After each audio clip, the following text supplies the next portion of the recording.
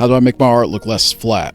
Well, first, it depends on what type of artwork you're aiming for. Are you aiming for a full composition with shading and texture and all that, or are you just working on concept art? If it's the former, then what you want to do is pay attention to shadows in your references. I'll try to go ahead and say this one thing that I always have an issue with whenever I see fan art. Like, you'll see artists, like, especially when they're trying to draw anime characters and try to make them look a little bit more realistic, they'll focus on shading the body and everything, and then you look at their head and you have what's called flat anime face. I'm not going to put examples because I'm not going to disparage anybody else's work, at least publicly. Objects are 3D realistic things. I'd say if anything, focus on your light sources. Everything that you actually look at are pretty much just representations of light being reflected back into your eyes. Pretty much how your eye works is that it's absorbing all the light that's reflected off of objects. Think about whether the light's hitting from the back or from the front. Like, for example, right here I have the sun technically behind me, but it's also being reflected off of the set that's in front of me. So you really want to focus on how your subjects interact with that light. You can look at my forearm here, like the sun is above me,